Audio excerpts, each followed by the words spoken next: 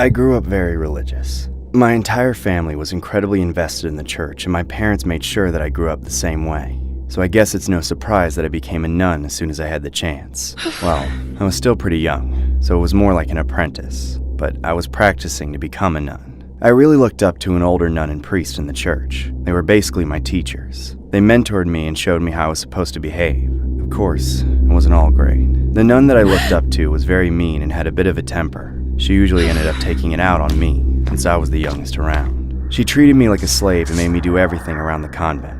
I had to cook, clean, do laundry, basically everything that the other nuns hated to do. I worked all day and pretty much all night too, like it was a double shift. Most of the time, I felt more like a janitor than a nun. I never practiced any praying or other studies with the rest of them. I was left to do the chores. It got very bad. The older nun would yell at me all the time, even if I did everything right. She would always find something to complain about. Either I hadn't scrubbed the floors enough or the bed sheets were too wrinkled. It was pretty ridiculous. I kinda just sucked it up and did what I was told. I didn't have much of a choice. Every night, when I was finally allowed to stop working, I would cry myself to sleep. I regretted ever becoming a nun, but I felt trapped. I couldn't just leave the convent. My family would never believe the reasons I gave them. I didn't know what to do. It went on like that every day for a while.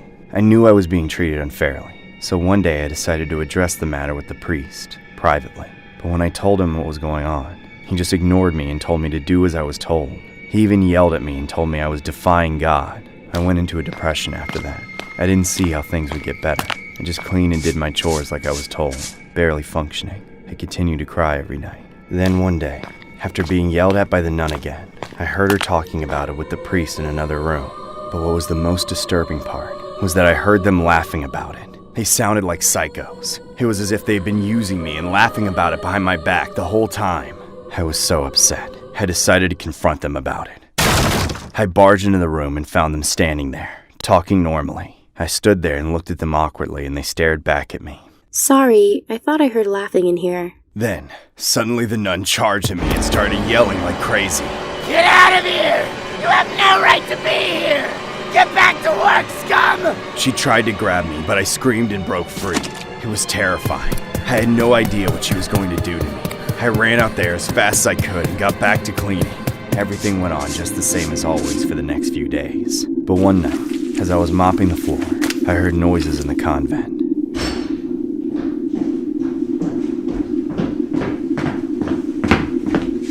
It was scary as hell. The place was usually dead silent at this time. I noticed that the noises were coming from the same room that the priest and nun had been in before. I was scared out of my mind, but for some reason I had to know what was going on. I slowly approached the door, trying to make as little noise as possible.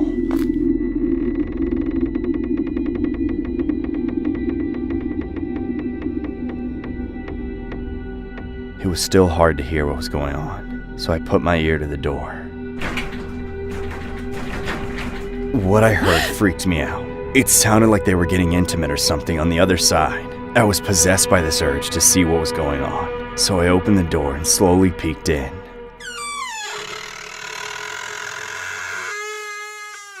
The priest and nun were kissing. I screamed out of shock.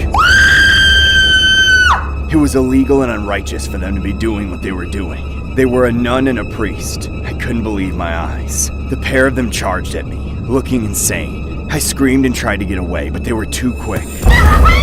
They grabbed me and pinned me down. I couldn't break free. I kept screaming, hoping that someone would come. Help! Someone help me! Then, the priest pulled out a roll of duct tape and taped my mouth shut. I couldn't make a sound. Next, they tied my arms and legs together so that I was completely helpless. I had never been more terrified. They picked me up and carried me between them. They took me outside and began to walk towards the water well. I was sobbing and struggling to talk through the tape. I begged them to let me go, but they wouldn't listen. When we got to the well, they lifted me up and threw me inside. I lay there at the bottom of the well, bruised and trapped, my hands and legs tied and my mouth shut. I was stuck in the darkness with nothing but water and rats all around me. I screamed again as I looked up and saw the nun and the priest staring down at me. They were laughing with demonic faces and taunting me from above. I had no idea how I ever looked up to them. I knew this was the end. No one would ever find me down here. I cried softly to myself in total defeat. 9! 9! 9! 9!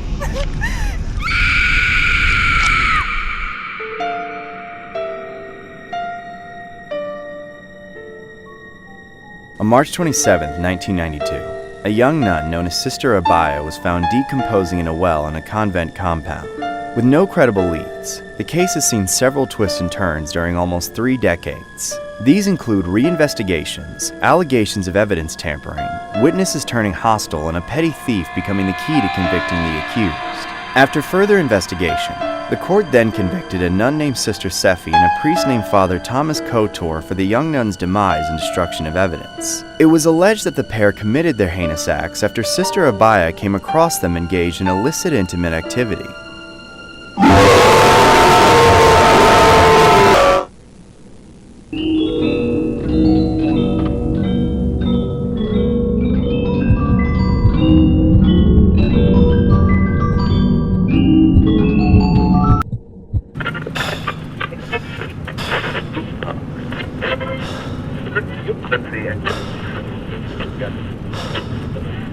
You're listening to True Horror Stories with your host, Horror Shorts Party. Don't forget to subscribe and hit that bell. And now, for a story that's sure to question that opportunity for gainful employment.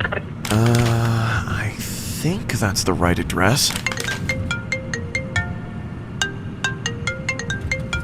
Hey, are you there yet? No, but I'm only a few minutes away. Okay, perfect. I want to take this opportunity to go over the details of the job with you. I mean, it's all in the contract. So, for the first go-around, we're just gonna hire you for 5 shifts. We want to see how you handle the job.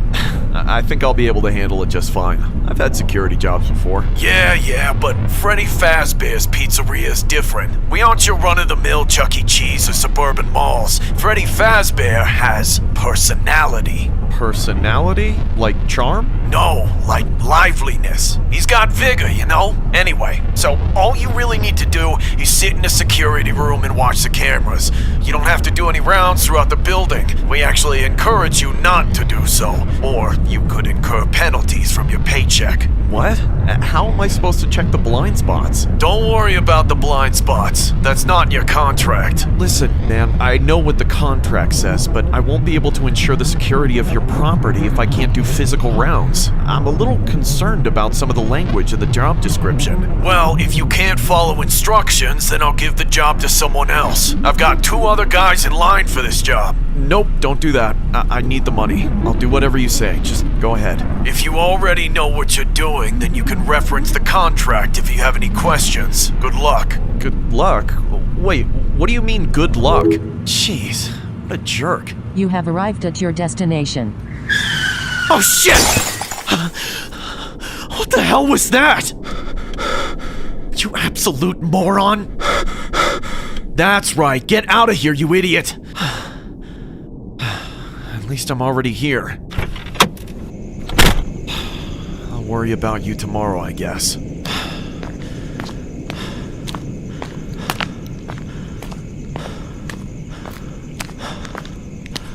What the hell? No wonder they need a security guard.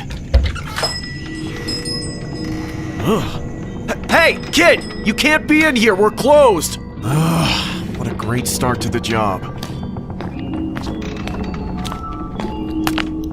Hey, kid, what are you doing in here? It's too late for you to be out. You need to go home. Hey, are you okay? Ah! Jesus Christ! What in the world is going on here? Now I gotta find that kid. But no rounds, right? Where's the camera room then?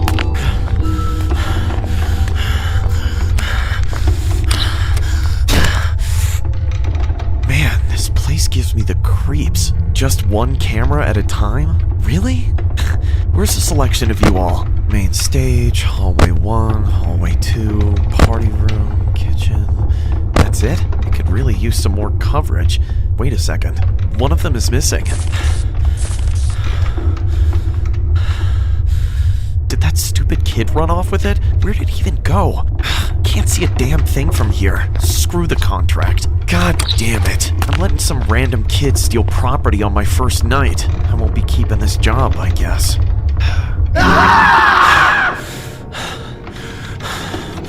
Screw this! No freaking wonder they didn't want me to leave this room. They didn't tell me those things could move on their own.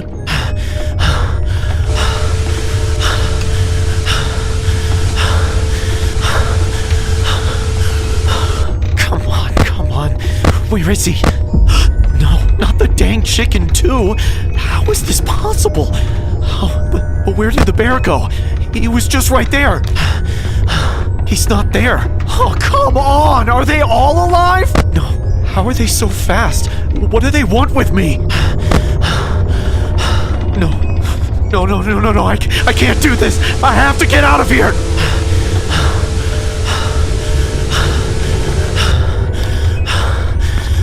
Damn it! Just leave me alone!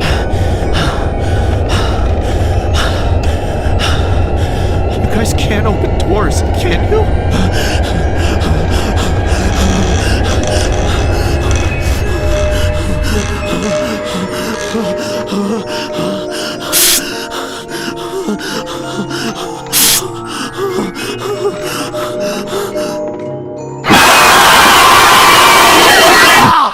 This story was inspired by the infamous incident where 5 Chuck E. Cheese customers suddenly went missing. We made an animation based on it on our last Chuck E. Cheese video, so please be sure to check that out. However, we felt it was fitting to revisit the conspiracy, as most people think the whole Five Night franchise was based on that alleged case, as many people speculate the victims' bodies are hidden within the animatronics as shown in the video game. Whether the whole thing was an internet hoax or not, we'll let you make that judgment.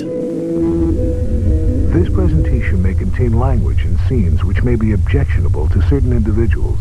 Viewer discretion is advised.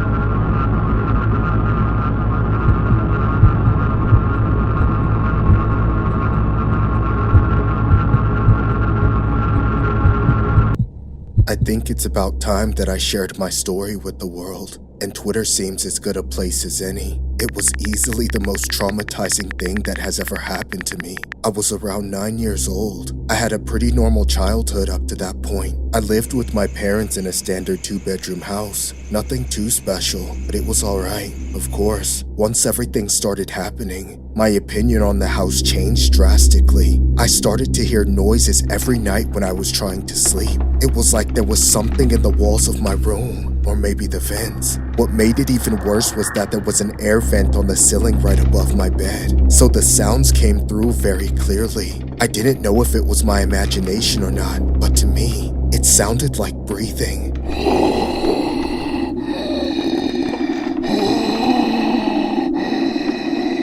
I would tell my parents about it every morning, but they never gave it much thought. They always said it was raccoons in the attic or something. They told me to just ignore it and they would call pest control at some point. I didn't really believe them, but I was just a kid. What else was I going to do? Things got even more disturbing when I began to notice that food was disappearing from the kitchen. Usually, it was just little things, a bag of chips, or a half-eaten sandwich from the fridge. Every now and then it would be something bigger, like leftovers from a restaurant that we had gone to the night before. My parents told me that I was just imagining things, that I had obviously eaten that stuff and just forgotten, but I knew that it wasn't me. I had no idea what was going on. Plus, the ventilation in the house started to go bad during the summer and winter. It was like our vents were clogged up with something. At first, it was just the little stuff, the noises and the food. Nothing that I could really know for sure was anything more than my mind playing tricks on me. But then everything got even creepier. I could swear that I saw eyes looking at me from the vent in the ceiling every night. I'd be scared as hell, but I always just brushed it off as raccoons. Like my parents had said, they had to be right. This went on for a few months. Every night I'd hear the same noises and I would see the glare of eyeballs staring down at me. I tried to keep making excuses for it. I told myself that it was all in my head. I tried to ignore it, but I was barely sleeping anymore. Every time I went to bed, it was a nightmare. One night, I decided that I had to know for sure. I was just a kid, so I was terrified out of my mind, but I knew that I couldn't go on living that way. I grabbed a flashlight from my drawer in the kitchen and slowly brought it up to the vent. It took every ounce of courage that I had. My hands were trembling, and when I did, I almost fell off the bed. I saw the scariest face that I had ever seen. It was right up at the vent, staring down at me with this horrific grin. I dropped the flashlight and got the hell out of there. I ran to my parents' room to wake them up. When I finally got them awake, they shit bricks. My parents locked the door to their room and we all stayed huddled together in the dark, terrified that the intruder would attack us. Oh my god, what do we do? Call 911!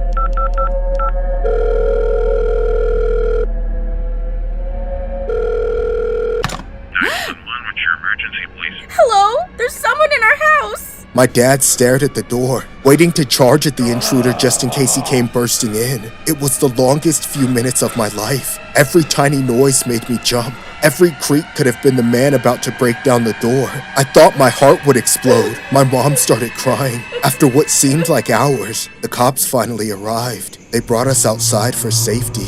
It was like we had been rescued from some kind of prison. Then they went back inside to investigate the intruder in the vents. They discovered a man in the vent right above my bed. But what was even more disturbing than that was that this man was dead. The police had no idea how he had died. There were no obvious signs on the body.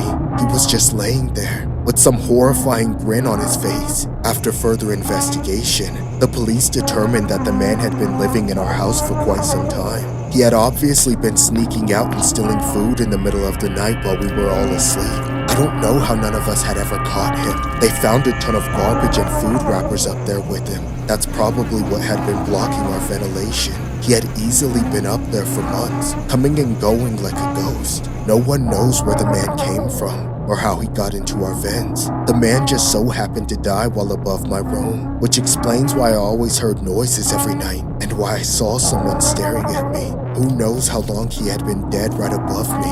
I'm not exactly sure why I've decided to share this story now. I never told anyone what had happened when I was a kid. I was too freaked out. I have since shared my story on Twitter on a public blog. All I hope is that whoever hears this can avoid living in sketchy places like that. Till this day, I'll never forget that face staring back at me from the vent, and I'll never forget those eyes glinting in the darkness.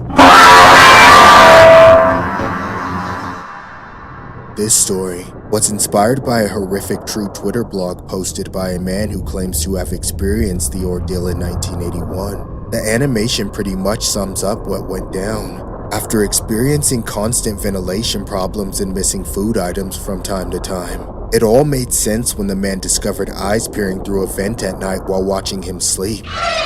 It was alleged that the man saw eyes in the vent every day and night, and finally decided to tell his parents about it, which led to the discovery of a deceased body, belonging to a man who had been living behind his family's walls for years.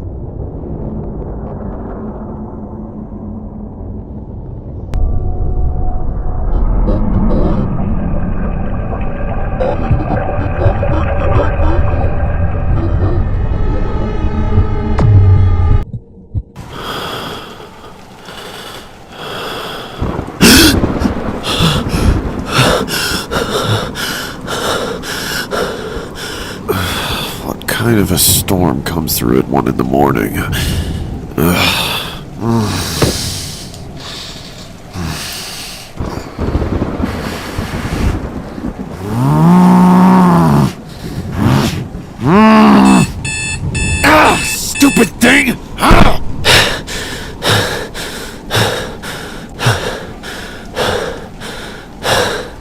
in the world? Did I actually sleep for 2 hours?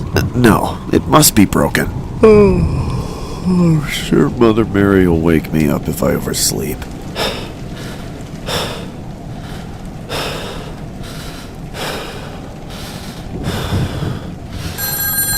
Can't I catch a break? Who's calling me at this hour? Hello? Who is this? Hello? What are you saying? Is this some kind of prank? It's not funny. You're disturbing a priest, you know that? If you did this to Mother Mary, she'd get you with the ruler so hard you'd have square marks on your ass. Stop that! Enough of this. Don't call this number again. Those orphans need more stimulation. Bored and sleepless is never a good combination. I'd better get down there and see which one of them is misusing that phone.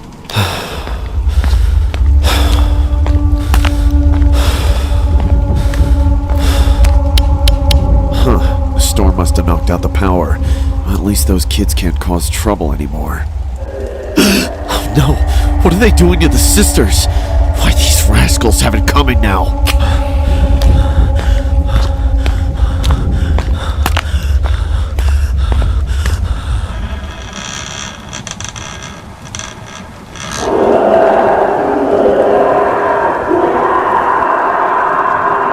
I think this is an orphan's doing anymore.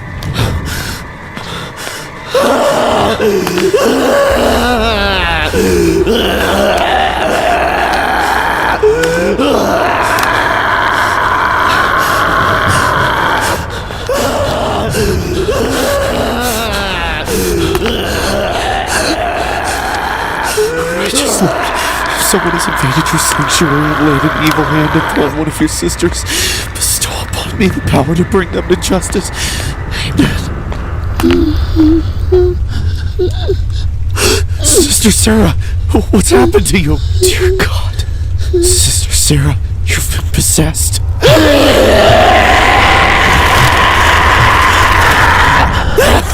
Sister, stop this! Don't give in! This is the devil's doing! Please, heed my word! In the name of the Father, and of the Son, and the Holy Spirit. Amen. Okay. In the name of Jesus Christ, I compel you, Satan, to return Sister Sarah to the hands of God, or face his holy wrath, you foul and treacherous creature! Be gone! Be gone from the house of God, and return to the depths of hell, whence you came!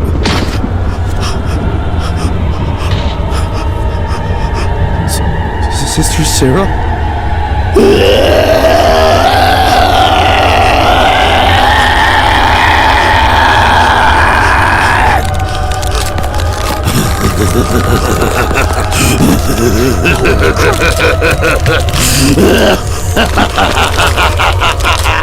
Stay away from me, demon!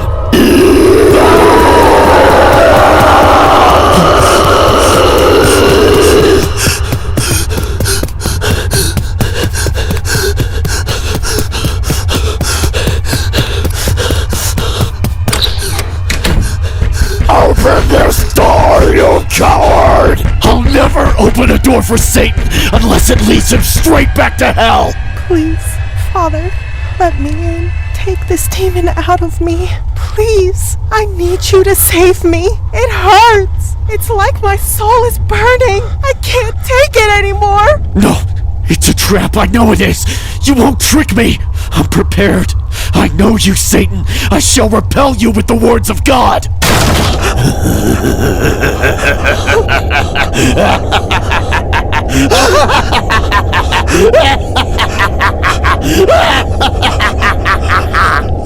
Ah! Somebody help me!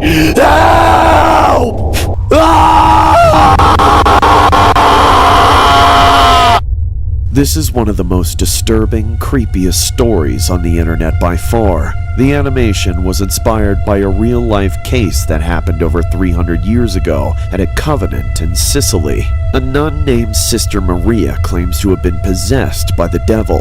According to the story, Sister Maria woke up one morning in 1676 covered in ink, having spent the night writing letters. It was believed that she had been screaming and fainting while writing the notes, which she said the devil dictated to her.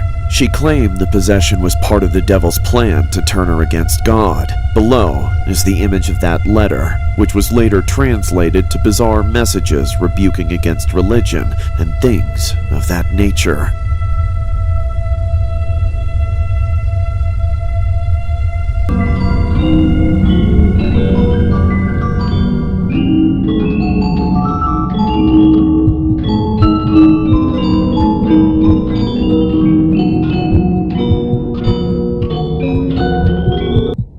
To the people that are fans of Five Nights at Freddy's, the fact that their favorite game could be based on a real tragic event is a little more than a myth.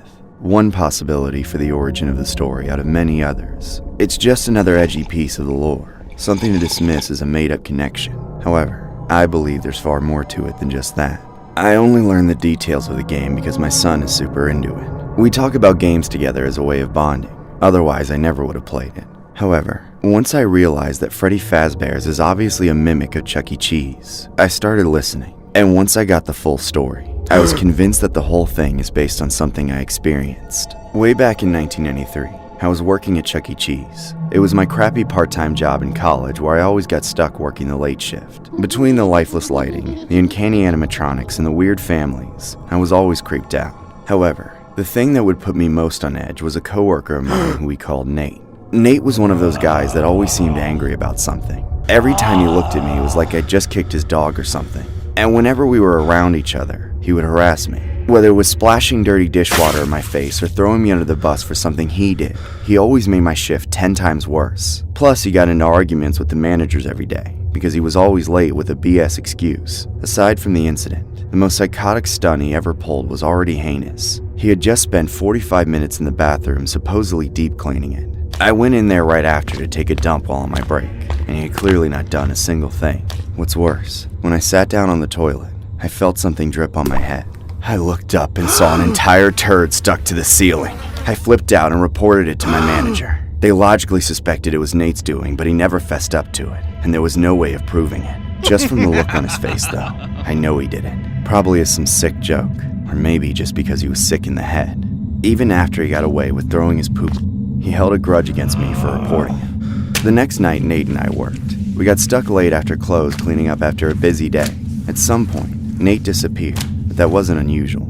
A few minutes later, while I was sweeping around the stage area, I was walking by one of the big Chuck E. Cheese suits, when all of a sudden, it grabbed me. I punched the head of the suit right off, and who else was wearing it but Nate, laughing like he was some sort of comedic genius. Both me and Nate got sent home early over the commotion. The managers must have had a talk afterwards, because the next day, as soon as Nate showed up for work, the owner fired him on the spot. Of course, Nate flipped his lid and screamed his head off at the entire store. He almost started a fist fight, but then somebody yelled that they were calling the cops, and Nate finally stopped throwing a tantrum and stormed out, slamming the door so hard it cracked the glass. After that, it seemed like I was free from Nate's constant tormenting. For a glorious few months that was the case, until he showed up again. I was working at the food bar when I spotted Nate staring at me from across the restaurant.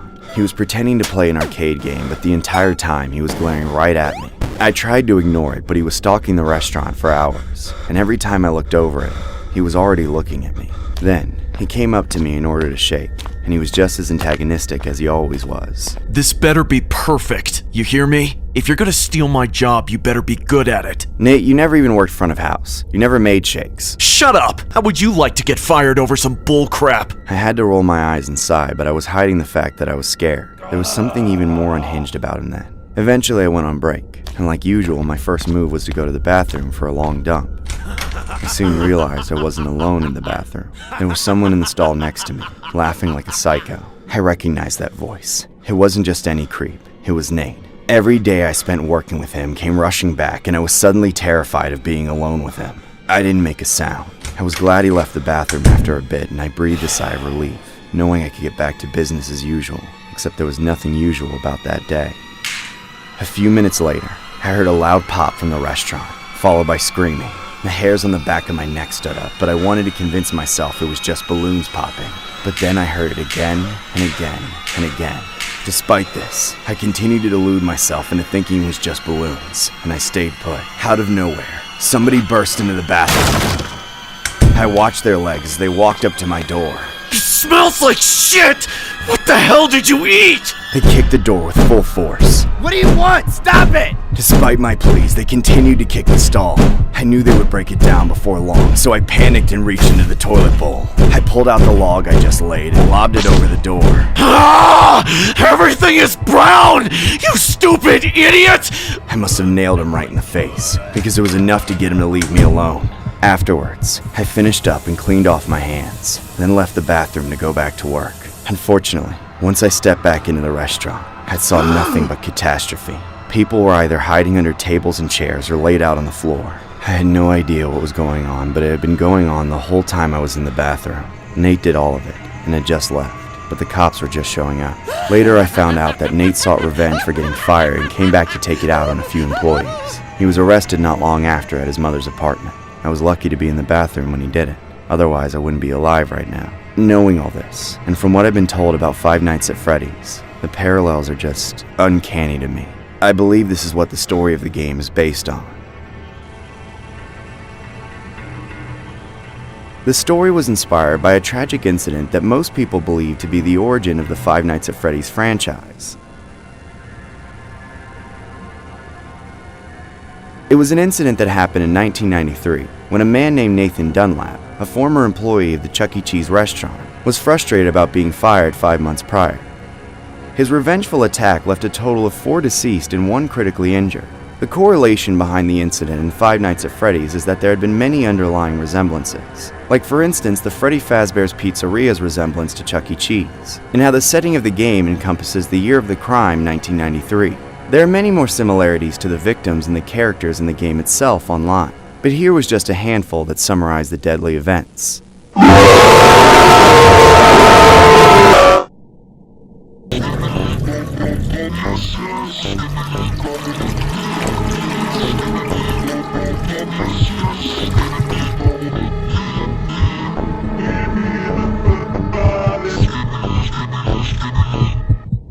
We're on our way to an abandoned facility I found on Google Earth. I couldn't find a single reference to anything about what this place originally was, but we're gonna do some urban exploring and investigate until we solve the mystery. I've got my friend Caleb here coming with us to check it out. Say hi, Caleb. Wait, do you even know if this place is abandoned?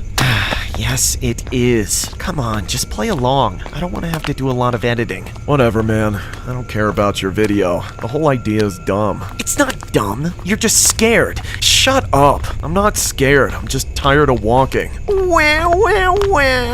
You can stop crying then, because we're already here. Wait, really? Yeah, man. Check it out. Whoa, what is this place doing out here? Nothing anymore. It's abandoned, obviously. It's a lot bigger than I thought it would be, too. I don't think anybody's here, so let's go check out the inside. Hey, wait up, man. I don't know if this is a good idea. Man up, bro. It's just a building. It's not gonna be haunted or anything. I've done this kind of thing before. But you don't even know what this place was used for, or what could be in there. Not yet, and I won't know unless I mess around and find out. No way. I'm not doing that. I'm gonna step on a nail or something. Dude, who cares? Let's go. No, dude, I'm serious. I'm sorry, but I changed my mind. I want to go back. Come on, really? Now that we're all the way out here, you want to go back? Why? I've got a bad feeling about that place. Fine, you don't have to go in. We'll go back, but first I gotta go in there and find a toilet to crap in. What? Just wait. I'm serious, man. I ate a bunch of burgers and had like 3 Grimace shakes today. I gotta go. Are you crazy? Do you want to die a gruesome death? You're literally begging for something bad to happen to you tonight. Why don't you crap in the woods? And get ambushed by a badger up my butt? Not a chance. You're either coming with me or you're waiting out here until I do my business, bro. Or you can walk home by yourself. There's no way I'm gonna go inside some dark, abandoned death trap just so I can watch you blow up a toilet that doesn't even flush anymore. You're funny, but you're a coward, bro. Just wait out here if you're too much of a wuss to get in on us. Fine, just don't get hurt in there, cause then I'll have to come save you. Like that's gonna happen.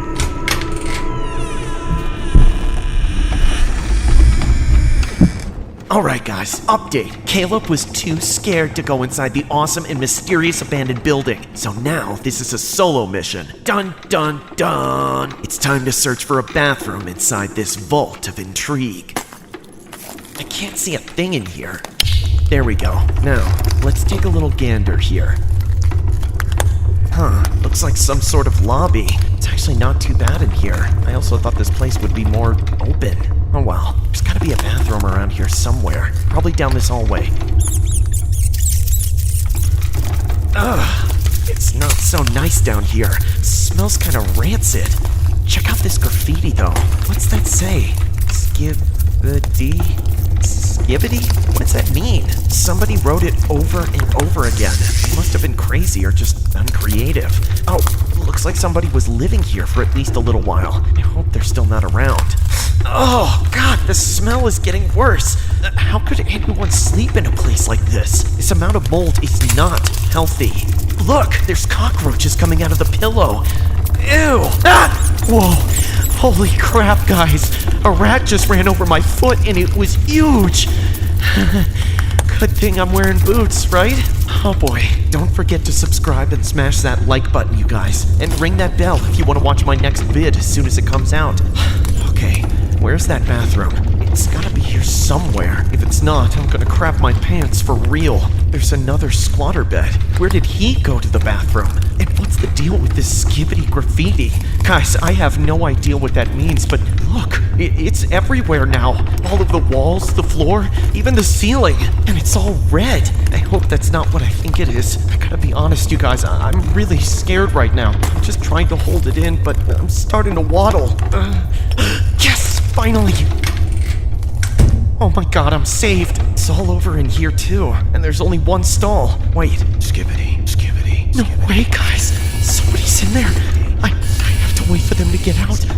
Oh, Jesus. Where's the light? Damn it. No luck at all. Oh man, I can't wait. I just can't. I don't have a choice.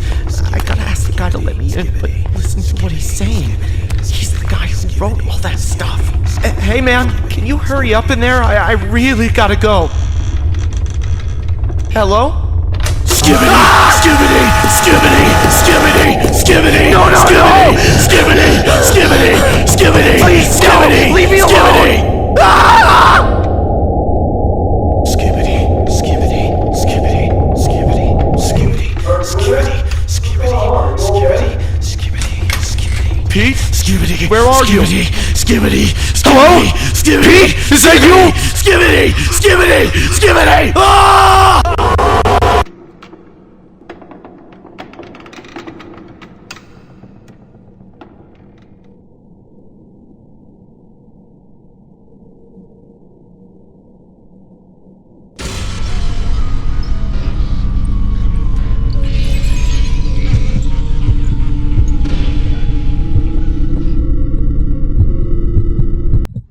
This time on Dragon Ball Z, the greatest warrior to ever grace the Earth, Goku has to embark on a torturous journey in finding out if his not-so-faithful companion Chi-Chi is a thought.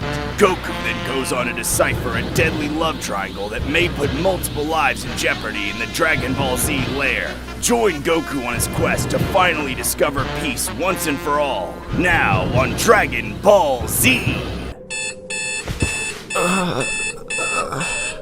Oh God, 2 o'clock! I can't believe I slept so late! Oh dear. Sweetie, don't say anything. I need you to stay quiet. My husband's gonna be here any minute now. Oh God, my face and hair are such a mess. It was totally worth it though.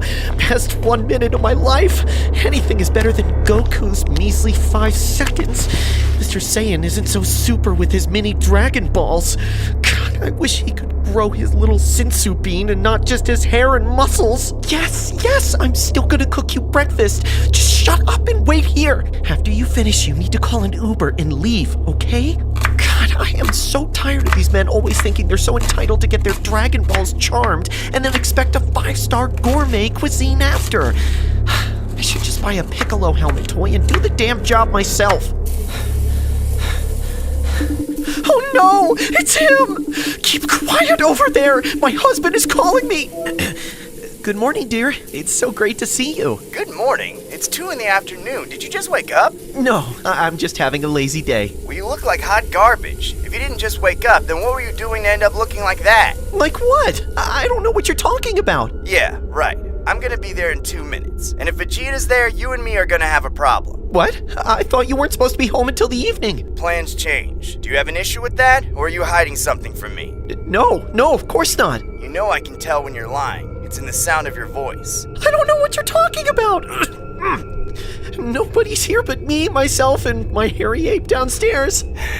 I've been gone for only 2 days, and you couldn't wait that long, you stupid thought? No, you just had to get in bed with my best friend Vegeta, didn't you? I told him to look after things while I was gone, not to replace me, and certainly not to sleep with my wife. It's not Vegeta. Oh, really? Then who is it? Krillin? I don't sleep with kids. I only sleep with you. Stop lying to me, Chi-Chi. I know you're cheating on me. It's been obvious for months. All of a sudden, you and Vegeta are always late to everything. You're spending way too much time together to fool me. That's my best friend, or at least I thought he was. Now you're both dirty traitors. I'm not cheating on you, I swear. Save it. Oh no, he's on his way. Mr. Playboy, don't say a word when he gets here. Chi-Chi, open this door right now. Oh my god, he's here. What am I gonna do? Chi-Chi, I know you're in there. Vegeta, I know you're in there too. Take your McDonald's hairline ass outside and let's handle this like real Saiyans. Goku, calm down, please. Let's just talk about this. So you admit that you're cheating on me? You traitorous tramp. I'm gonna destroy you. No, that's not what I meant.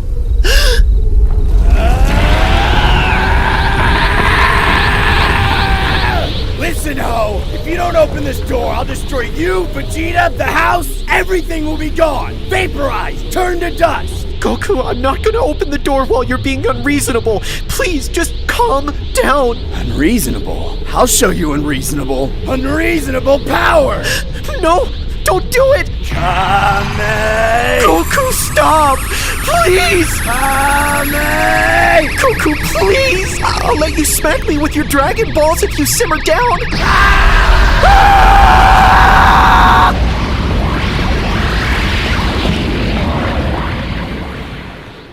Goku, how could you? And one more to put the nail in the coffin. Kame! No, not again! Please don't do this! Please! Spare me, Daddy! Huh? Oh, it's Vegeta. What do you want? I thought you were with Chi-Chi. Chi-Chi? What the hell are you talking about? I was calling to see if you wanted to get some sensu beans or maybe pull up on Frieza and beat him to a pulp. Both sounds good. Awesome. Meet me at Frieza's in 10. We can use his money to pay for lunch. I'm sorry, babe. I don't know what got into me. I really thought you were banging Vegeta on the side. Chi-Chi, look at me. I'll make this all up to you later tonight, okay? I'll give you my special beam cannon in the bed. Oh, and by the way, those eggs are burning. Huh? Oh, crap. Tisk tisk. Good old Chi-Chi. Always wasting the groceries I paid for. I'm sorry, Goku. I won't do it again. Alright, catch you later, sweetheart. I feel so defeated. Everything is destroyed. What happened here? Did you screw breakfast again? Boo turn you into breakfast and eat you! Did Majin Buu really turn Chi-Chi into breakfast and eat her? Did Goku and Chi-Chi remain a thing despite the constant infidelity? Find out in the next episode of Dragon Ball Z!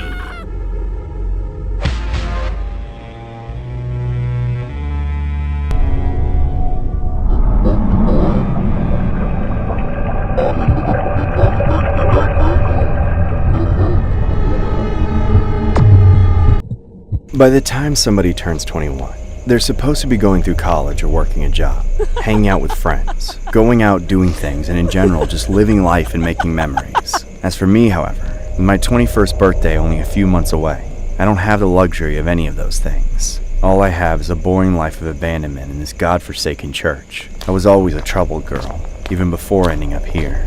For the most part, I'm extremely shy and introverted, but only because I've been conditioned to be that way. Over the course of my entire life, whenever I acted out or did anything with even the slightest amount of energy or spontaneity, my parents would freak out and call me crazy, and lock me in my room with nothing to do until I calmed down.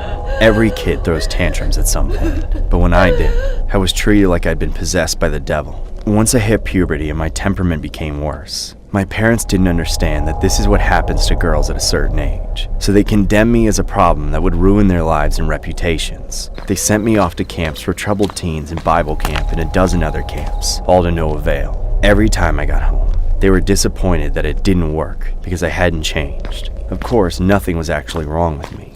They were just delusional. By the time I was 16, they were ready to completely abandon me. They shipped me off to go live and work with my uncle, who was a priest at a Catholic church on the other side of the state. Then they moved somewhere else without telling me, and to this day never respond in any way when I try to contact them. It's all the same though, because I hate them and wouldn't want to see them anyway. I've been living in the church for a few years now, and the only benefit is that I'm finally out from underneath my parents' thumb. My uncle was okay, I guess. He's pretty absent in my day-to-day life, except for making me clean everything in the church and do all his chores like I'm some personal maid or janitor. It's his way of making me pay rent, according to him. If it were just him in charge of me, I could easily sneak out at night and have an actual life, but I can't, even after having my childhood ruined. My adulthood is starting terribly too. I don't have any friends. I'm not in school. I don't have a real job. And I'm not even on track to become an actual nun, even if I wanted to be one, which I don't. I'm basically a slave. And my master is this awful, ghoulish nun living in the convent who's had it out for me since day one. I was never allowed to watch the movie, but I've seen enough of the commercials to know how to perfectly describe her. She's the nun from The Conjuring. Her eyes are all sunken and her teeth are rotten to the stumps, and she has an obsessive complex with degrading and punishing anyone below her on the totem pole. She's a real-life witch if I've ever seen one, and the worst part is, I can't escape from her grasp. She's the one who gives all the orders I have to obey, no matter what they are. When I first arrived a few years ago, she used to beat me so badly I couldn't walk. She was convinced that I was some kind of impure deviant just because I had a single spaghetti strap top in my wardrobe. In order to survive, I tried to get used to her rules and demands over the years. I've learned to avoid some of her punishments, except for the ones that she's hard set on doling out no matter what I do. For the most part, she rules the church with an iron fist. Even though she's a nun and she's supposed to be subservient to the priest, who just happens to be my uncle, he's always been of no help to me. Anytime I brought a complaint to him about that wretched soulless creature they call a nun, he just brushes it off. Shh, just do as you're told. Even worse, after he walked away, he would go right around the corner and snitch on me to my nemesis, getting me in even more hot water. Every day as I got older, the treatment was harsher, and the escape routes more impossible. It is truly a constant waking nightmare. The other night, I was alone in the congregation area, tasked with cleaning the hundreds of pews on my hands and knees with nothing but a toothbrush, a rag, and a bucket of water. I wasn't allowed to have all the lights on either, only half of them, which made it dimmer than usual. The other night, I was alone in the congregation area.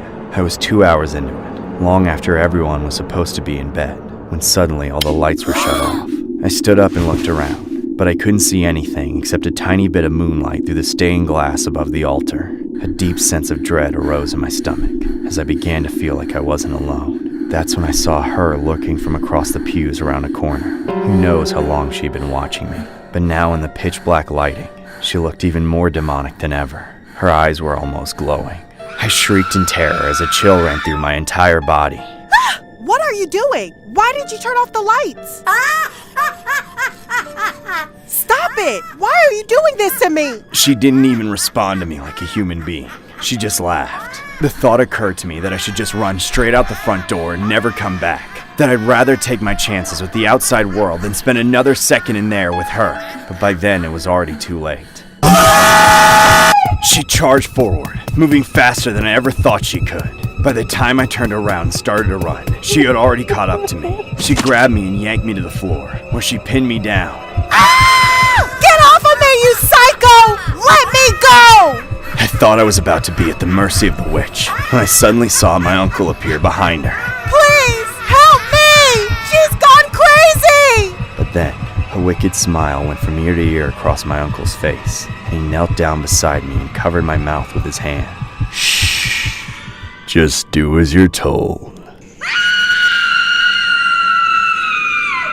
The story was inspired by an incident regarding a woman named Trish, who was groomed and tormented when she was younger by a nun named Sister Eileen Shaw. Here's an image of the nun. Trish claimed that the nun used to supply her with alcohol and narcotics, which is absolutely horrific considering the circumstances. But what makes things even worse was how her uncle, who was a priest to the nun in the same church, enabled the nun and himself to do the horrific things they did to the victim. This went on for a number of years, and since then, multiple people have come out with their own allegations. After filing a lawsuit, the congregation paid the victim an out-of-court settlement for her suffering, and the case has since been a dark tale on the internet.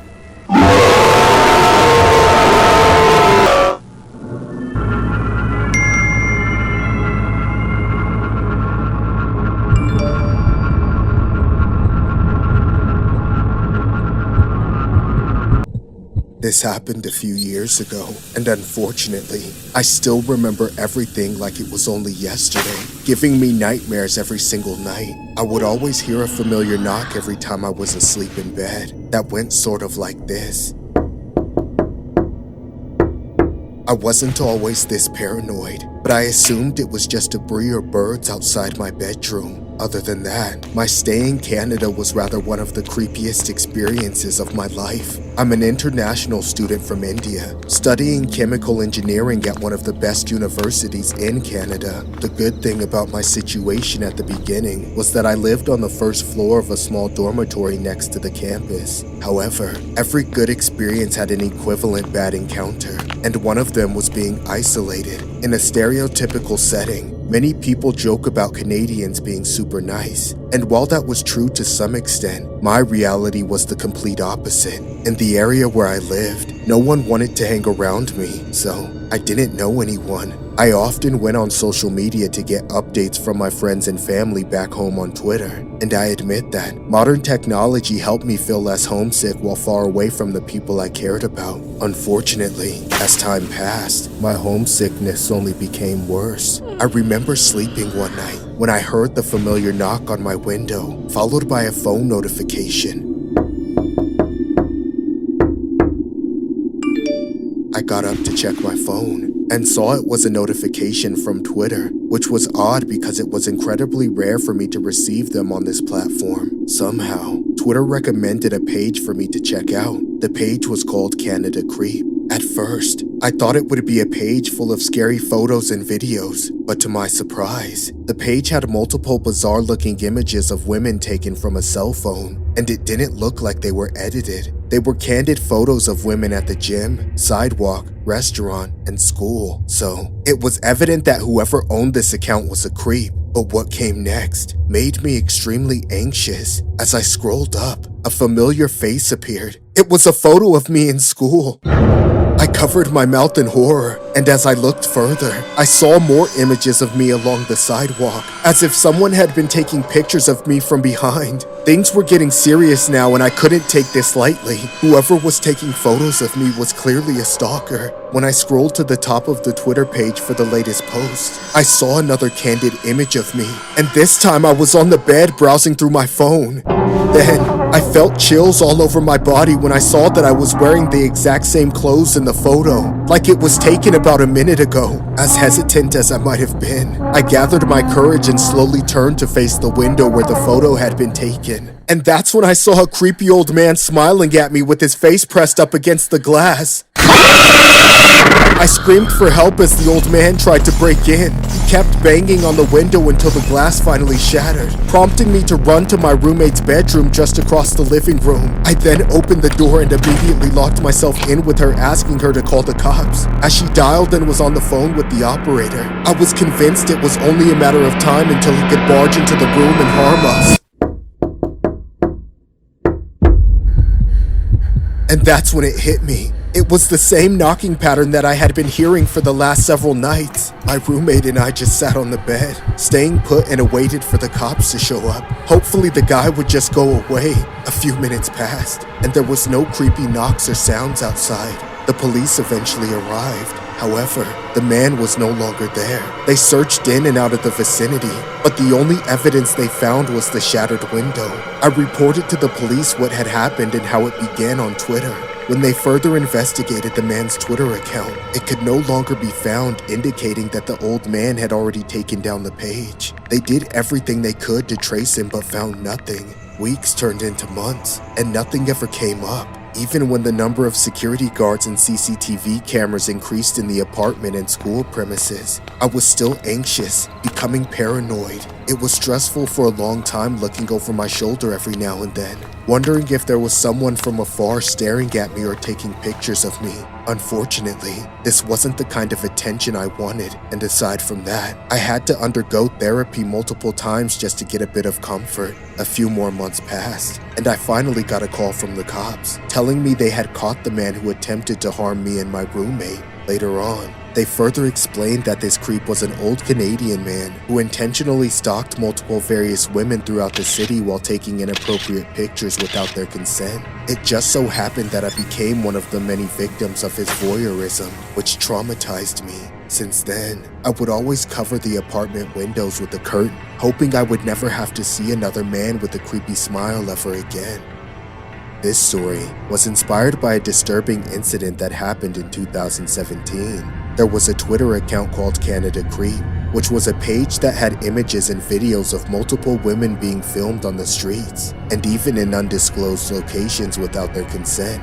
After police launched an investigation, the account was linked to a 44-year-old man named Jeffrey, who was able to amass a following of over 17,000 followers since the account was created. The page was then taken down, and the man was sentenced accordingly.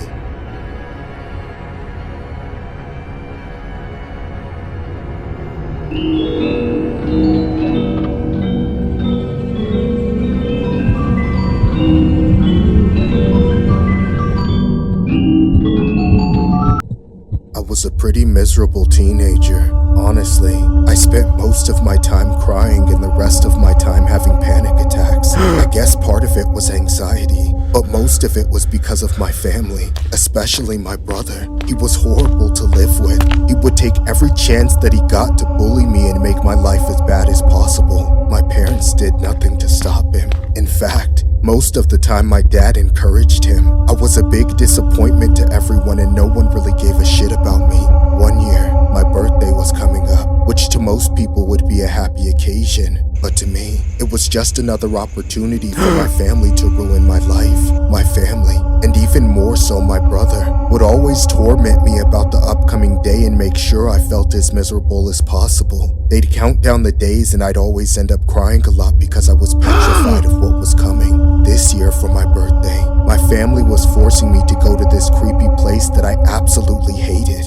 It was this local pizzeria called Freddy Fazbear's Pizzeria. I dreaded every night before it went down. I tried to think about anything else, but it was difficult when my brother would constantly rub it in my face. Just 3 more days to go. No, I don't want to go! Shut up, you spoiled, inconsiderate little brat. We're going to Freddy Fazbear's, whether you like it or not. I was always shut down and forced to do whatever to appease my brother and dad, despite it being my own birthday. When the big day finally came, I tried everything I could to get out of it, but my brother and dad both forced me to go. Plus, my brother had invited his friends too, so I was completely outnumbered. I had no choice. I hated it and I wailed and cried the whole way there. It didn't seem to do anything but make them laugh though. My feelings didn't matter to them. The reason I was so terrified of the pizzeria was mostly because of the animatronics. They were so creepy. They were these big robots that constantly moved their mouths like they were singing and stared straight ahead with these dead eyes. They really freaked me the hell out. It looked like they were real, like someone was actually inside those suits. My family just saw all of this as a big joke though. My brother and his friends kept laughing it up and making jokes about how miserable I was. Even my dad seemed to take pleasure in my discomfort. We ate dinner there and started playing some games. I wasn't really into any of it. I was scared shitless of the animatronics on stage and I couldn't think about anything else. They always had the same expressions on their faces, the same fake-looking smile. Their mouths constantly moving up and down, slightly out of beat with the music. Throughout the night, I played some arcade games and did everything that I could to avoid the stage. Just catching a glimpse of it was enough to make my heart beat faster. It was pretty difficult to avoid though. Everything in that place was centered around the robots and the music. I could swear that I saw the animatronics looking at me across the room. Then suddenly, everything got 1,000 times worse. My brother and his friends cornered me by a Pac-Man machine. I knew my brother well enough to know that something bad was going to happen. I just didn't know what. Then they circled around me like some sort of gang. My brother looked almost deranged, and his friends didn't look much better. My brother smiled at me. Hey, you want to get a closer look at the stage? I whimpered a little. I was beginning to guess where this was going. Come on, guys, you know I hate them. I think you just need to get to know them better. They all started tightening the circle. I watched helplessly as they got closer and closer. There was no way I could outrun all of them. Please, just leave me alone. Grab them. Then they all started running at me and trying to grab me. I struggled against them with everything I had, but there were just too many of them and they were all bigger and stronger than I was. They grabbed me easily and started pulling me forward. I was screaming and crying, terrified of what they were going to do. Please, just let me go. Why are you doing this? Then they started dragging me toward the stage and the animatronics. I went completely hysterical at that point. I fought against them, doing anything I could to try to break free. Just let me go! You guys are insane! What the hell are you doing? I couldn't let them bring me to that stage, but it was no use. They were too strong. They brought me closer and closer, all of them laughing while they did it. I could tell how much they were enjoying it, but I still wasn't fully sure of what they were going to do. Then they started to lift me above them. No! Please! Please stop it! They started bringing me up towards the closest animatronic, like they were sacrificing me to him. I was sobbing uncontrollably and begging them to stop. I'd never been more terrified. What are you doing? Please! Ah! As they lifted me closer, the animatronic started to chomp faster than usual, completely out of beat with the music. Then it got faster and faster. I couldn't focus on anything besides its mouth going up and down repeatedly, almost hungrily. Then it started losing control and going psycho. No! Help me, somebody! Just when I thought it couldn't get any faster, it jolted towards my head. This story was inspired by the infamous crying child from the FNAF series. The animation sums up the whole story in a nutshell, but there was a more disturbing, true backstory behind this. This story was really inspired by an incident that happened at a Chuck E. Cheese in Boston, Massachusetts. A man had been fined $500 for allegedly assaulting a Chuck E. Cheese mascot because he claimed that the mouse had pinned his son and cornered him by the arcade games. Another eerie resemblance, the son was also celebrating his birthday at the Chuck E. Cheese.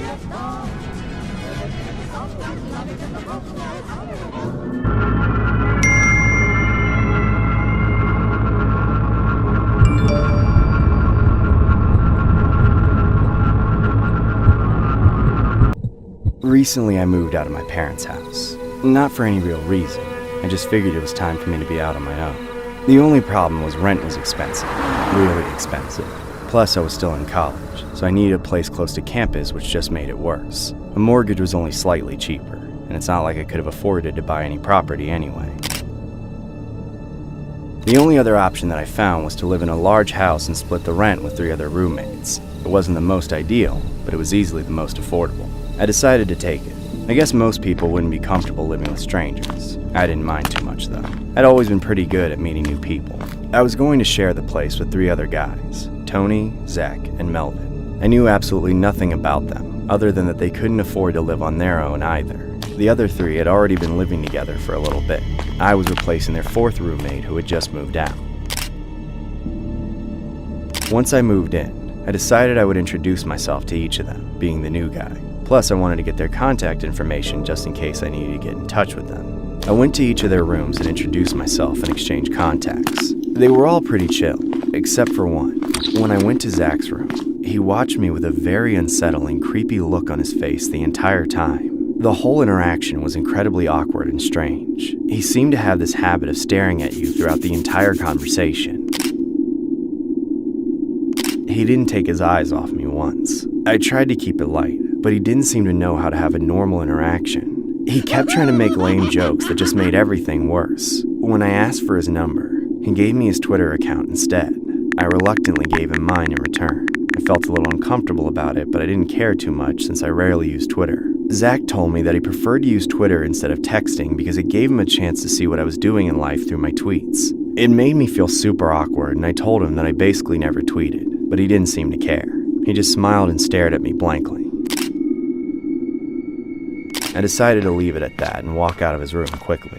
Throughout the time that I stayed at the house, I generally kept to myself. I just wanted a chill place to live while I worked and saved money. Unfortunately, things started to get really weird. I would be in my room doing homework or studying when I would suddenly get distracted by notifications from Twitter. Every time I checked, it would be a tweet from Zach. They'd say things like, "Met this cute guy yesterday," or "I love blonde dudes." I felt extremely uncomfortable by them as I assumed that Zach had to be talking about me. At least my other two roommates were cool. I started to really get along with Tony and Melvin. We actually shared a lot of the same interests and began to hang out a fair amount. One night, we had been hanging out in Tony's room until pretty late. When I left the room, I found Zach standing outside in the dark hallway, staring at me with the angriest face ever and pouting like a man-child. I was scared as hell. I awkwardly walked into my room and locked the door behind me. I had the freakiest feeling that Zach was going to barge in behind me. Then, I got a notification on my phone. I checked it to find that it was another tweet from Zach. "I want to butcher my roommates." I was scared shitless. I tried to just shake it off as Zach only messing around, but I barely slept that night. The next day, I decided to stay over at a friend's from class's place that was fairly close by. The plan was to stay overnight, but after I had been there for a few hours, I started to reconsider. It just made me furious that I was scared to go back to my own home because of Zach. I told myself that I couldn't let him keep me away, that I was just letting his psycho mind games get to me, so I went back. When I got there, it was fairly late, like 9:30 or 10. The house was dark from the outside. It looked a little spooky. Honestly, I was still pretty freaked out by the idea of going back in, but I knew I had to do it. I unlocked the door and walked inside. All of the lights were off in the living room and the kitchen. I called out to see if anyone was there. "Hello?" I knew that Melvin was out of town, but both Zach and Tony would normally be home at this time. It was strange that I didn't see either of them. Then, I saw a light coming from Tony's room. "Tony?" I walked a little bit closer and saw something pouring out from under the door. It was blood. Tony, are you okay? I threw the door open and ran inside. I found Tony on the ground, motionless, with Zach standing over him. He was holding a knife that was covered in blood and laughing like a lunatic. I got the hell out of there and ran out of the house. Once I got a little bit away, I called the cops and told them everything. They arrived a few minutes later and arrested Zach. He didn't do anything to resist them. He just smiled the whole time. I know that if I hadn't stayed at my friend's house, I'd be dead too. It was all up to chance. Luckily, Melvin had been out of town as well, where I'm confident that Zach would have butchered all three of us, just like he said he would. The story was inspired by an Arizona man who tweeted that he needed to move out of the home he was living in before he committed to fatally harming his roommates. Here's a screenshot of the tweets below. Here you can see that Zachary appears to tweet about wanting to purchase a firearm and doing the unthinkable. The tweets were posted about a day before he called the police and actually admitted to committing the act he claimed. One of Zachary's roommates unfortunately got the shitty end of the stick, resulting in Zachary getting 12 years in prison for his manslaughter conviction.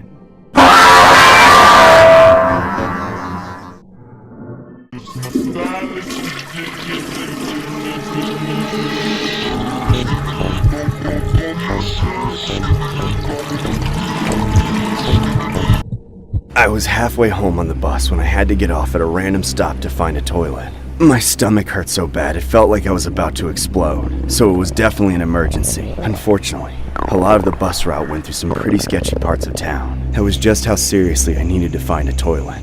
I figured if anybody tried to have a problem with me, I could just let it rip and they'd be too grossed out to dig through my pockets. The only place that was still open in the area immediately around the bus stop was a dingy fast food joint, but I didn't have a choice. I hurried inside and rushed right to the bathroom, which was a huge disappointment. The light switch didn't even work, and the only light to see was coming from a flickering streetlight through a small window. Plus, there were only 2 stalls, and a urinal with a garbage bag over it, and just as I feared, I wasn't alone. It sounded like a crazy person had locked themselves inside one of the stalls and was chanting in tongues, just saying the same nonsense word over and over again. Skibbity, skibbity, skibbity, whatever that means in crazy talk.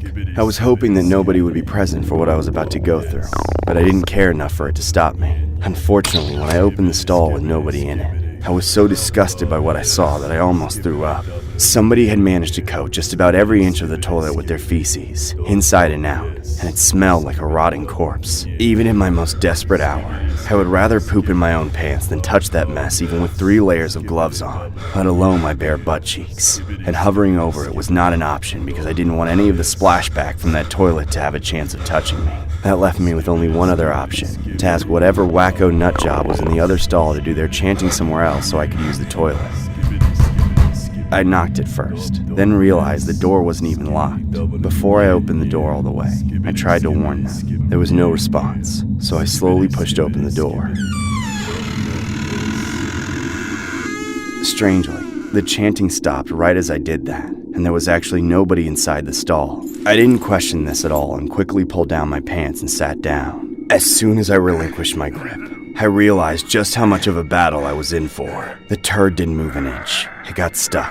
I tried to push it out, but it just wasn't budging. The longest, girthiest log of my life was trapped inside of me, and every time I pushed, I only caused myself more pain. Then out of nowhere, I felt a sharp pain on my cheeks. I jumped up and looked down at the toilet bowl. There was no crap in it, but it was covered in blood. My butt cheeks were bleeding somehow, like I sat down on a pile of broken glass. I was confused and stunned, but I still had to go no matter what. It wasn't optimal, but I knew I had to squat and hover over the toilet and drop the load from the altitude. As I hovered there and pushed with all my might, I contemplated my entire life. What did everything amount to if it all led me here? Struggling in a dark, filthy fast food bathroom with bloody butt cheeks and a lifetime's worth of constipated crap trying to evacuate from me all at once. I hadn't even made any progress. I tried pushing, squeezing, breathing, shaking, but none of it worked. I started to worry that I would be stuck like that for the rest of my life, or I'd have to get surgery to remove this god-awful blockage from my intestines. I thought maybe I'd have a brain aneurysm burst from all the straining and be put out of my misery, but no, I was just there. That was my life now. Suddenly, I felt another sharp pain latch onto me and yank me back down to the toilet seat. Skibbity, skibbity, skibbity. Dub, dub, dub. Yes! I tried to get off the toilet, but something in there was pulling me down so I couldn't get up. There was nothing for me to grab onto to fight against it either. Then it started chewing through my flesh, biting and taking chunks out of me, then going for another.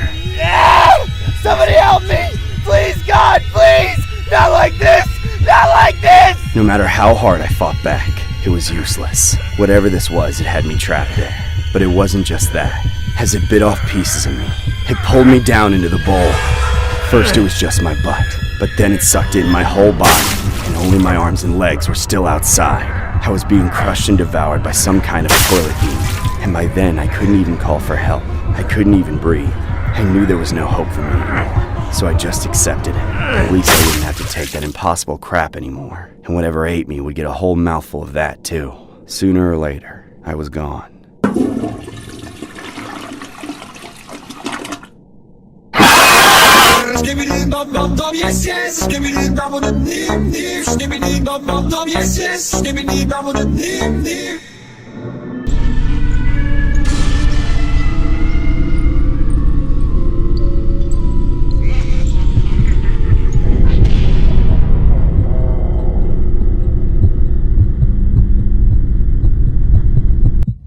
I had been starving for what felt like days, weeks, even months. I remember being out with Wario, who was once my rival, and Waluigi was Luigi's rival. That was years ago.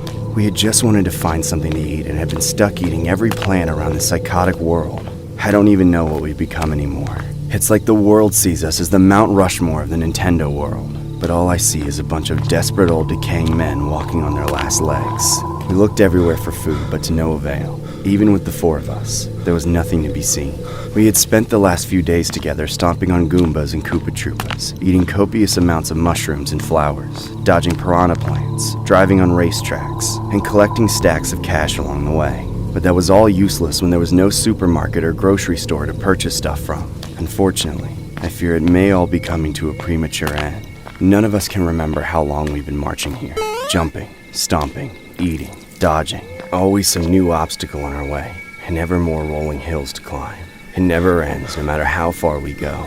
It's driving me mad, and I know it's getting to the others, too. I don't know how much longer we can keep going like this. We're all starting to starve. A man can only sustain himself on mushrooms alone for so long, but even as weak as we become, we can't stop. Nobody will say it, but we all know that if we stop, we're doomed. We must have been in here for years, like we entered some sort of trance or time slip. I don't know. I was never the smart one. That was Luigi. All I know is we've aged significantly over time since we got here. I guess this is the only way to defeat the unbeatable team of Mario and Luigi. But then, just as we were all on the brink of collapse, salvation seemed to appear on the horizon. A green tube, but this one was strange. There was smoke billowing out of it, like it was a chimney. The land beyond seemed equally as endless as the land before, and if this was the middle, there was no chance we could ever make it to the other side. But who would risk going down a tube that had to have fire somewhere at the bottom? Even if we were all desperate enough to do so, who would be the first to go? We had to decide. I don't know if this is a good idea. We should just keep going. How do you expect us to keep going? We can't make it another 10 feet. I need to eat. Oh, me too. It smells good. It smells like food. Wait, you fool. What if it is food? Would you jump straight into somebody's fire? You're right. It could be dangerous. I don't care about danger. I can't stand to eat one more mushroom. Look at me. I can't live off these flowers and junk. Then why don't you go down first? Wait a second. That's not fair. We should let fate decide. So be it. We all followed suit, but none of us had steady hands. There was so much eagerness, yet so much fear. Star Mushroom Missile! And just like that, fate was clear. We all tied with stars while Wario lost with the missile. All credit to him, he didn't put up a fight. If I'm not back in an hour, then I'm gone. We saluted him as he left us, then we waited. It felt so wrong to be on the green and to be just sitting there, not going anywhere or doing anything, just waiting. An hour passed before we knew it, but there was no sign of Wario. We kept waiting, letting a whole day pass before we admitted he wasn't coming back. We have to play again. Are you crazy? If Wario didn't survive, then none of us will. Maybe there's no way back. If this is the exit, it could be a one-way trip. Besides, we're too weak to go on. This has to be it. Let's just get on with it. Star Mushroom Missile! Wah, screw you, scheming brothers. I bet you coordinated that. Don't be ridiculous, Waluigi. Get in the hole. I would if Princess was around. Shut up and get in. You're wasting time. Unfortunately, just like before, hours and hours went by and Waluigi never returned. We worried for our friends, but we selfishly cared more about our stomachs. One of us even more than the other. Hey, bro. Can I have a bite? A bite of what? There's nothing to eat. Well, that's not totally true. You got 10 fingers. Couldn't you spare one for your dear old brother? What? Hell no! But I'm so hungry. I don't care. You can't eat me. I'm your brother. You're right. You're my brother. I wouldn't eat you. Just forget I said that. Just close your eyes and get some rest. Screw you! You're trying to trick me! Why don't you go jump in that hole? Suddenly, my own brother attacked me, trying to push me down that tube. I fought back with all the strength I had left and managed to kick him off. But then, he stumbled backwards and tripped over the tube and fell straight in. After that, it was just me. I waited for so long. Was it days, months, years? I don't know. All I could see were the wrinkles on my skin as it started drooping off of my bones. In isolation, I also lost what was left of my mind. I tried to resist the temptation, but it eventually became clear that there was only one course of action. Before I could second-guess myself again, I closed my eyes and jumped in. A few seconds later, I dropped into a hellish place. The ground was scorching. The walls were made of fire. The rivers ran with lava. And scattered around where I stood were the skeletons of my friends and my brother. I didn't even have time to mourn before I heard the roar. I turned around and saw Bowser charging at me.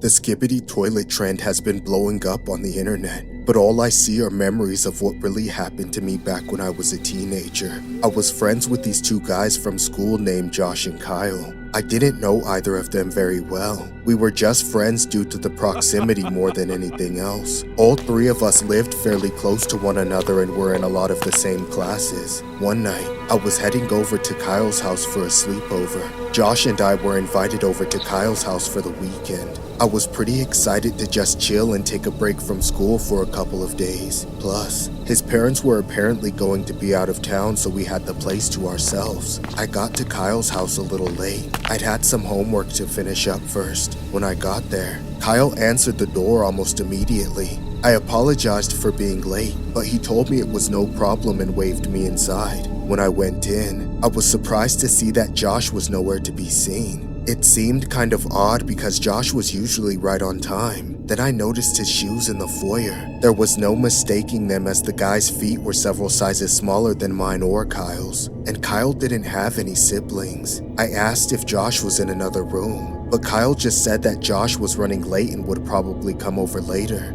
It all seemed pretty strange to me, but I shrugged it off and Kyle and I got on with the sleepover. Later on, we had been watching TV in the living room with the lights off for a few hours, and Josh still hadn't shown up.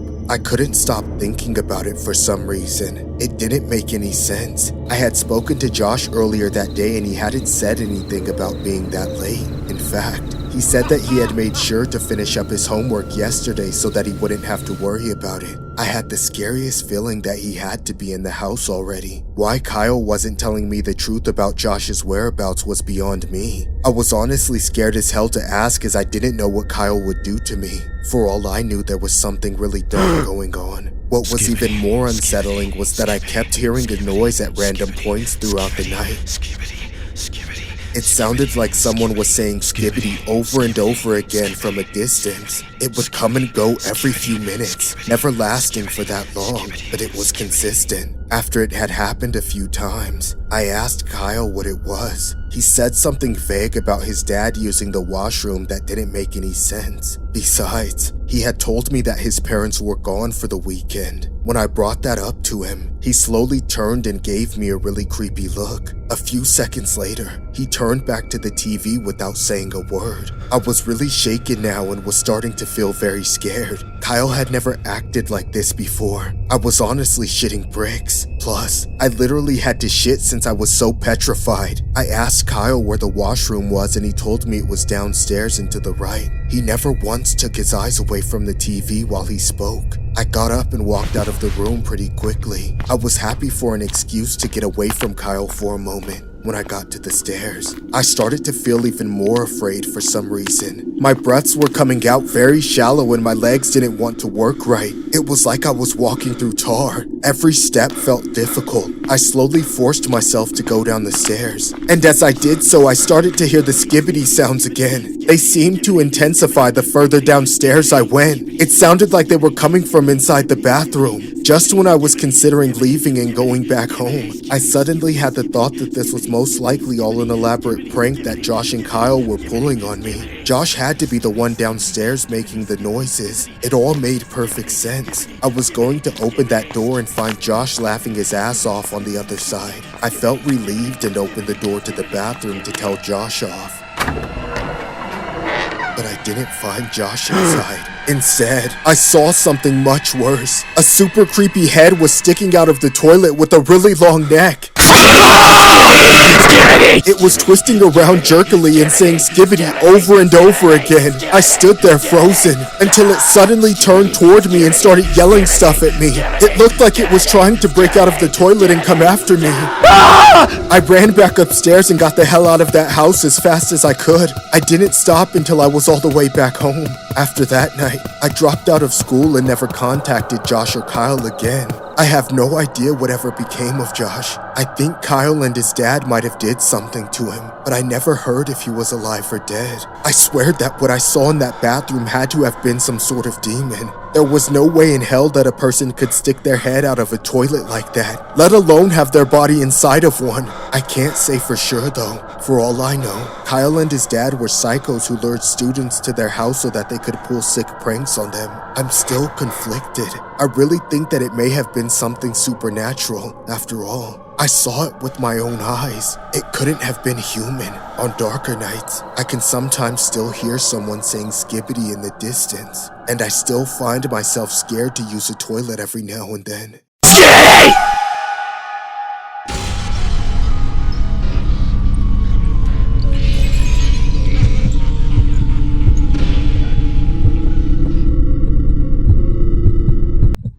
I woke up to the ground shaking. At first I thought it was an earthquake, so I took shelter under my bed frame. I called for my parents, but nobody answered. Then, as quickly as it started, the shaking stopped, even though I knew there might be an aftershock. I got up and ran to the front door to see if the neighbors were alright. But when I opened the door, I realized it wasn't an earthquake at all. I wasn't even on Earth anymore. I was flying away from it. All the shaking was from the whole house being ripped off its foundation. But by what, I wondered, and how? I looked up and saw what must have been 1,000,000 balloons strapped to the top of the house, lifting it into the sky. With every passing second, the ground was getting farther away. I screamed for help from anybody down on the ground, but it was useless. Nobody could even hear me. And if they could, there was nothing they could do. Suddenly, a huge gust of turbulence rocked the house, nearly throwing me right out the front door. I managed to catch myself at the last second and got a good look at the fall I almost had. I started to feel nauseous, so I stepped back and slammed the door shut, locking it to keep it from flying open no matter how windy it got. Then, there was nothing but the sound of the wind outside, all the way up in the sky. There was no electricity or plumbing, so no lights, no fans, none of the comforts of home. Just a shell of it, full of nothing but darkness. I turned around to go looking for my parents when I saw him standing at the end of the hallway. A mean and scary-looking old man who looked familiar for some reason. I had no idea who he was. I only knew that his lifeless stare gave me the creeps. That, and I was trapped in this floating house with him, with no way of calling for help from anybody on the ground. I just hoped I wasn't completely alone with him. Hello? Who are you? Why are you in my house? Where are my parents? Hey, come on, why aren't you saying anything? And why is my house floating away on balloons? No matter what I tried to say, that creepy old man wouldn't talk to me. Then, for no reason at all, charged at me. It was actually pretty easy to get out of the way. The old man was slow and clumsy. I ran circles around him to keep him from grabbing me, but I knew I couldn't run forever, so I found a place to hide. While he wasn't looking, I crept into the linen closet in the hallway. From there, I listened. For some reason, this man was searching for me like mad. I could hear him getting more and more enraged because he couldn't find me. Grumbling at first, then shouting, then smashing things all over the house. I hoped he would tire himself out, but even though he was frail, he never gave up. Once the kitchen and the living room were destroyed, he stumbled back out into the hall. I held my breath as I heard his footsteps approaching, about to pass right by the closet. But then, he stopped. My heart pounded and I kept a hand over my mouth to keep quiet. The old creep then turned and looked right through the wooden slats of the door, but I couldn't tell if he saw me or not. It was almost like he was trying to literally sniff me out. I wondered if he could smell my fear, if that would give me away. But thankfully, after an eternal moment, he kept going. I finally breathed a sigh of relief and started to think about my next move, only for the door to swing open as the man barged in and grabbed me. He chucked me down the hall, sending me sliding across the floor. In an instant, he was hovering over me. Don't tell anyone about me or anything I did, you got it? If you do, I promise you'll regret it. And don't ever forget to take your medicine again. Don't be an idiot.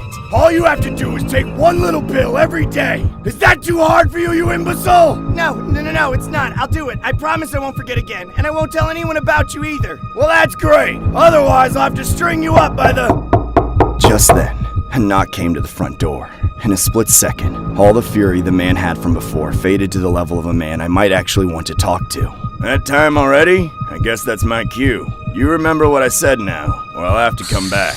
And I don't want to have to come back. Got it? Got it. So long then. Wait, where are you going? There's nothing out there. We're floating. I watched from the floor dumbfounded as the man walked to the front door. I tried to warn him, but I knew I wouldn't have an effect on him. I just kept thinking, it's impossible. There's nothing out there. There can't be. I saw it. How could anybody be knocking at the door? But he opened the door and slinked out all the same, closing it behind him.